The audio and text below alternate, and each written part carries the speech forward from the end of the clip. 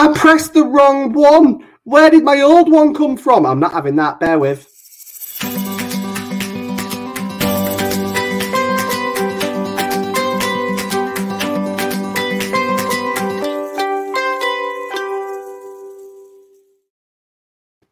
There we go. Going with the new one because we're the business show now. Hello, good morning. It's me, Calvin K from Quack Talks, and welcome to the business show. And if you are watching live, I like to get this bit out of the way. Please jump in the comments, say good morning to me. And if you are watching on replay, please put hashtag replay in the comments because I like to know who stalks me.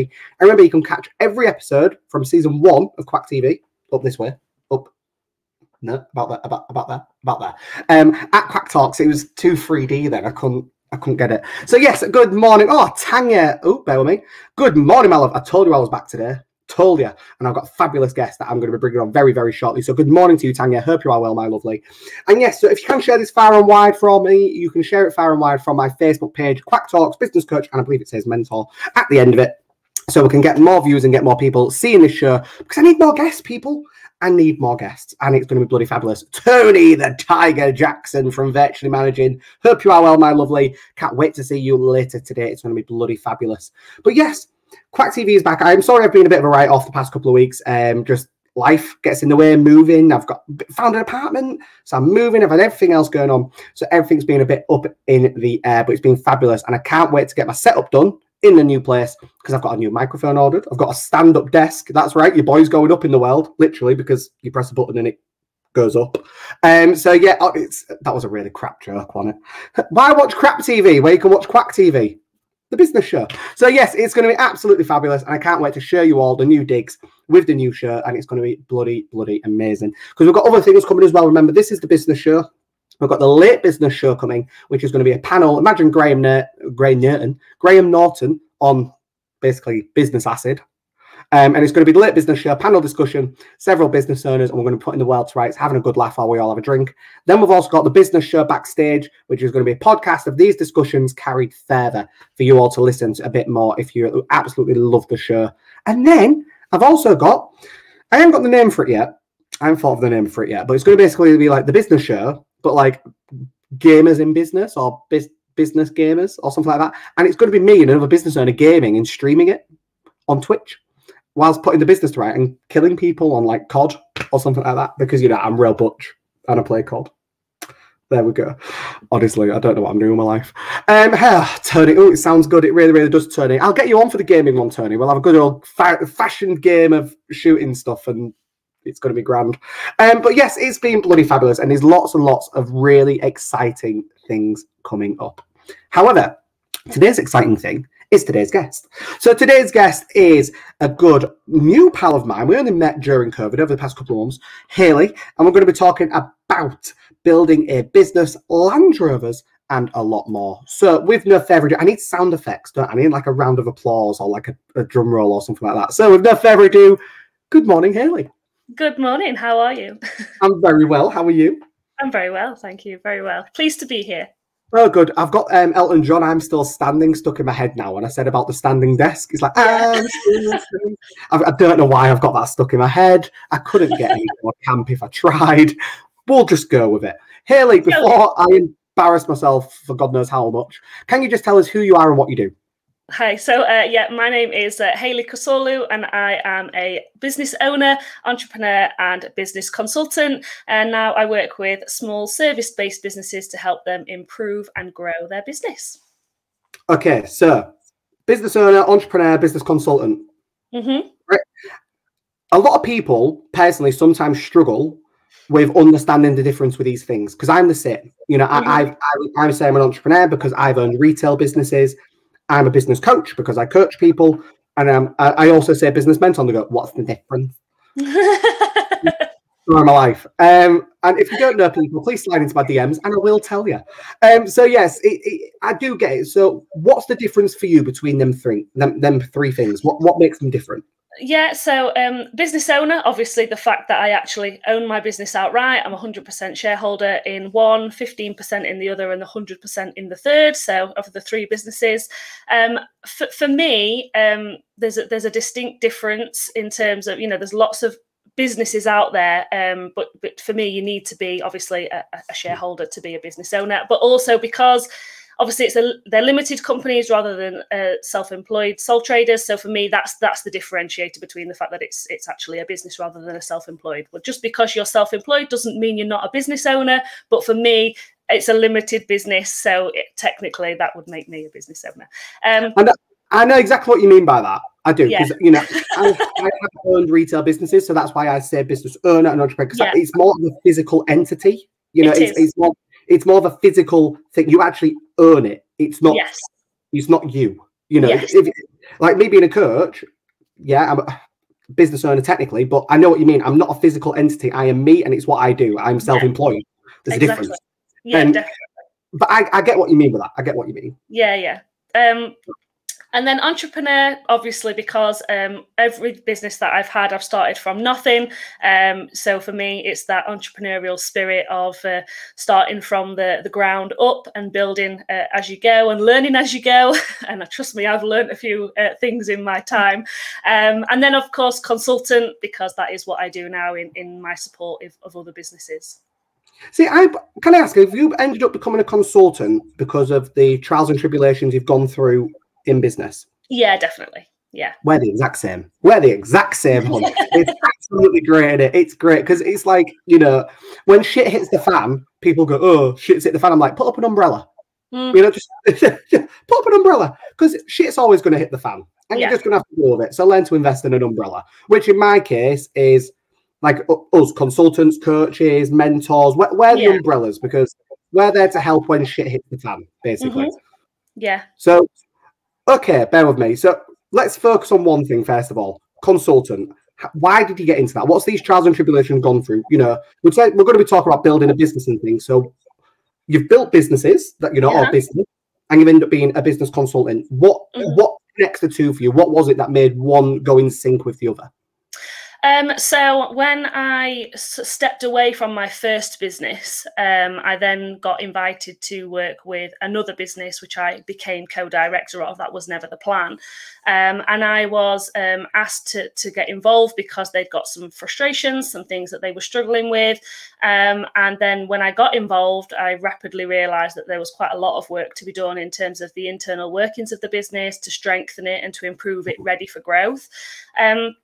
And then once I'd sort of got to the end of working with the project with that business, I got invited to work with another one and then another one, and it just sort of went from there. So I kind of fell into consultancy. I'd always had the plan that I wanted to be a mentor of some sort. The plan longer term was always that I was going to do some form of mentoring, but I never really had sort of a clear picture of what that looked like. But then obviously when people were asking me questions and inviting me to do stuff, and and the kind of way in which I operate, it is a lot more practical. So it's less holding people's hands and wiping bottoms and more kicking people up the bum and giving them the push that they need, which is why I always love your slipper analogy when you do your 40 seconds. The unconventional business coach that puts a foot up your ass and wears you like slippers.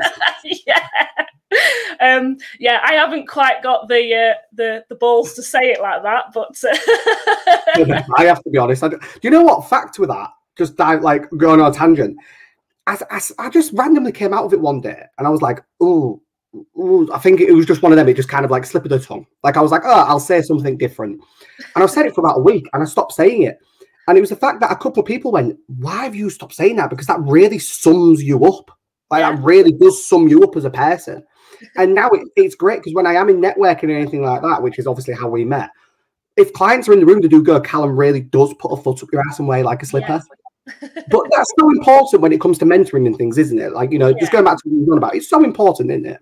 Yeah, and as well with me, I sort of look of a helicopter view really of the business, and so I'm all about sort of taking it, not so much taking it apart, but really sort of understanding what's going on with it, what we've got, what we haven't got, and what we need to do to make it happen, because lots of people as you do the same thing as me essentially, but a lot of people go into business because they're really passionate about something and they're really good at what they do, but they haven't always got that business understanding behind them. So actually what they need then is somebody else that has been there and done it, that's got that experience, that can then say, right, okay, well, let's have a look at this and do this. You know what, like kind of like a mini trigger there for me, because you're completely right. And I think people need to understand there's no shame. For me, and I'm not just saying it's because I am one. When I had my business, I had mentors and I had coaches. I was proud to say I had one because, even you'll agree, statistically, a coach or mentor can help you grow your profits by 50%. More in some cases, yeah. More, but at least 50%. And it's like, so why are you ashamed? Yeah. That you can get help to earn more money to grow you and your business. And that's also a key bit for me, grow you and your business. It's such a key point, isn't it? Because it's like them saying, oh, well, if I got the knowledge, can you help the business? Well, let's give you the knowledge. That's what people like us exist for. Yeah. And it's so important. I know people, how can I subtly say this? Because I know they watch the show. Careful. I've said it to the face. I'm trying to think of how I'm like, they're looking at opening a hospitality establishment. And I've said to them, but credit to them, they've had this idea for ages. They've really thought and planned it out. But my background is hospitality and catering. That's probably like, if I was to pick a niche as a coach, if I did, I would end up probably doing that. Yeah. Don't do that, but if I was going to, because I don't really believe in that fully, I'd pick that. And it's like understanding, because they've never done it. And if I have, it's like, listen to that. But then once again, it's, we can say to people, we can help you, but it's until you understand you want that help.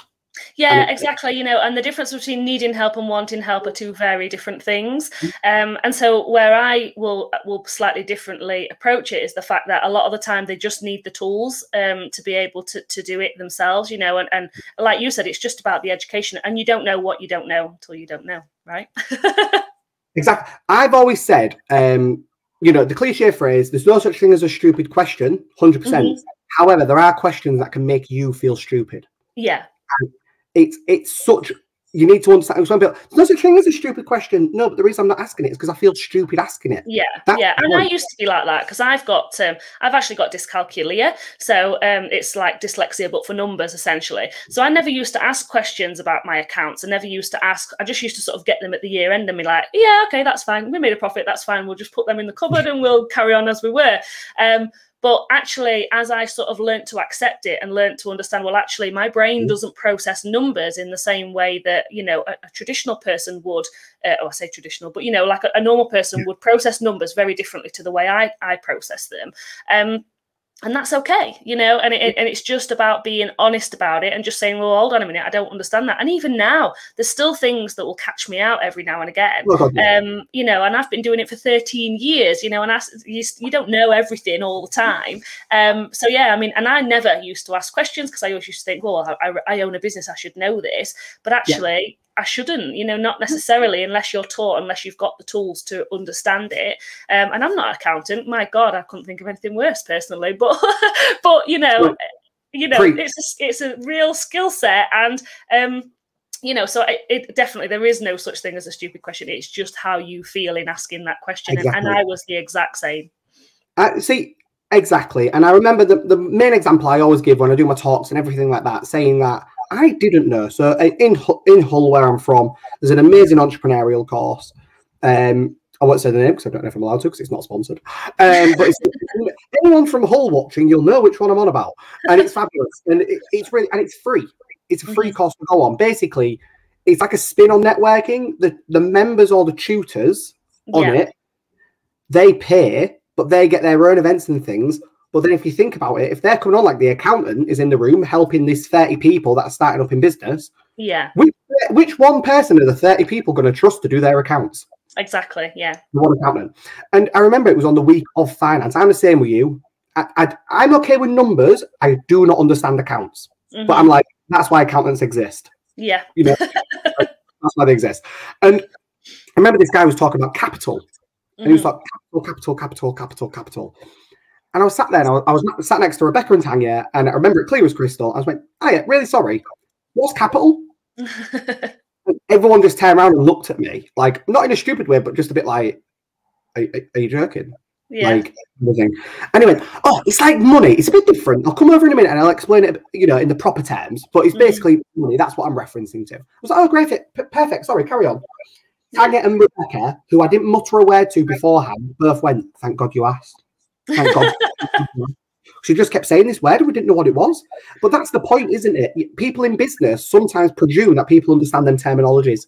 Yeah. And it's them terminologies that can be so detrimental, you know, because they need to understand them. Because someone will say to them, because they don't want to feel like an idiot, they go, oh, yeah, I know what you're on about. They don't have a fucking clue at all in the slightest.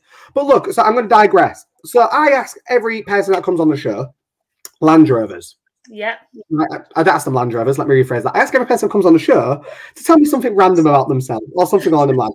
Yours was Land Rovers. Let's bring this to you being human, because a lot of people don't realise that business owners and coaches, they are human, consultants. So Land Rovers, why did you put Land Rovers down? Because I love Land Rovers. I have had Land Rover Defenders since I was a kid. That's how I learned to drive. When my parents were young, well, when I was younger, my parents used to take us all up to an old tip, and we used to do off-roading. Pretty sure that we were breaking some rules there, but we used to do a lot of off-roading, and it used to be our thing on a Sunday. We used to pack up, you know, we used to have a cool box, and we used to go first thing on a Sunday morning. We'd be out all day. We used to have a picnic, and it used to be a family thing. You know, all the family used to go. Yeah. I've got a very big family. Yeah, we just would off-road, and that is how I learned to drive. And then as time went on, you know, we did it. We sort of did it until I was sort of in my late teens, and then people were abusing the land, so therefore we got stopped. But it was just a great thing. It was sort of just our family thing that we would always do on a Sunday. And as time went on, and I learned more about Land Rovers, I actually got one for myself, and me and my dad stripped it and rebuilt it. So that was something that I did, before children. I wouldn't have time to do things like that so much now. But yeah, that's how I got into it. And then now, when I was sort of working towards, you know yourself, when you set certain goals in, you always want to work towards a goal. And mine was to buy a Land Rover Defender from scratch. And I bought one of the last ever Land Rover Defender 110s that were made, because obviously they stopped making them in 2015. So I've got one of the last ones ever made, and yeah, it's just one of those things that I will always keep, because it's just part of my history. It's part of who I am, and it's quite a cool toy. It's a nice talking point. It's got a winch on the front of it. Not that I use it very often, but it's good for the snow.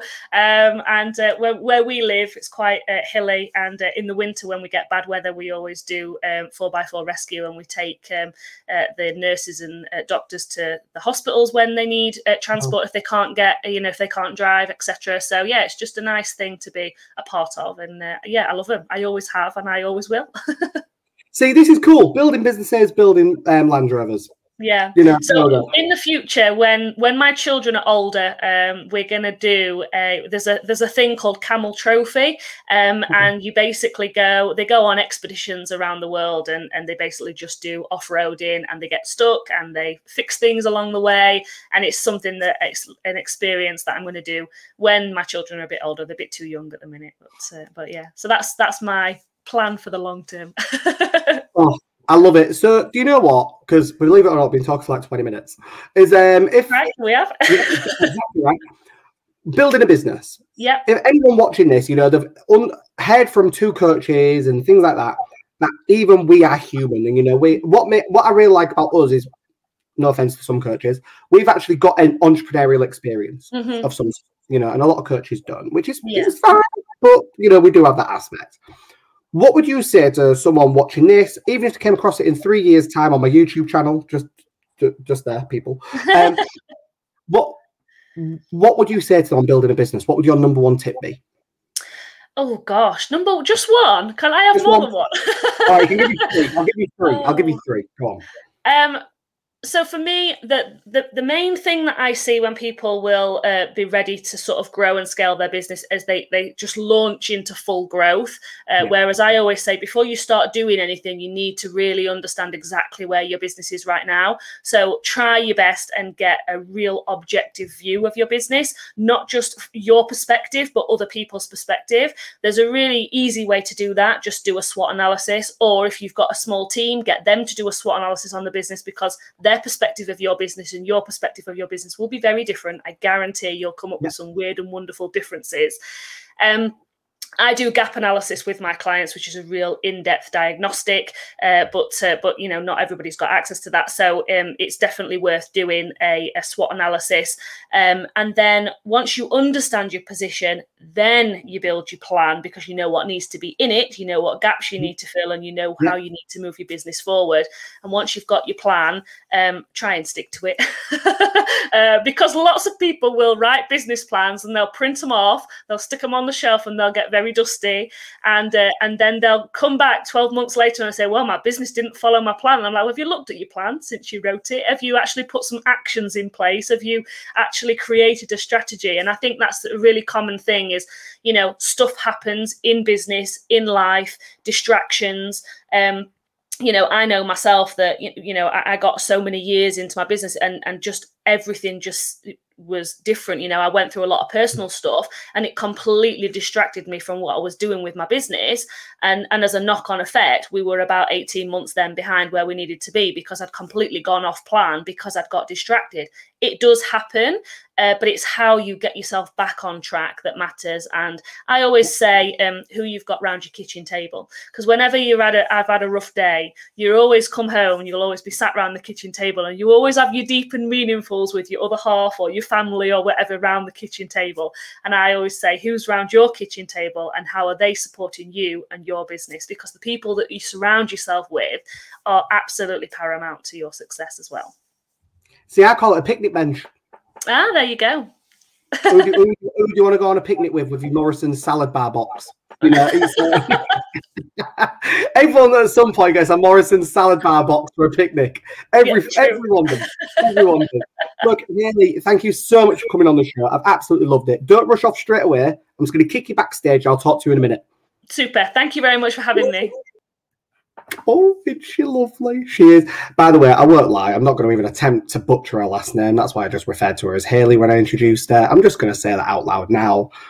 I'm not going to butcher it. I'm not going to butcher it. Anyway, there we go, people. So you'll be watching The Business Show by Quack TV with me, Calvin K. And make sure you tune in tomorrow at 9:30, where we have got Laura Shufflebotham. And then on Thursday, we have got a new person. Not many of you will know him. It's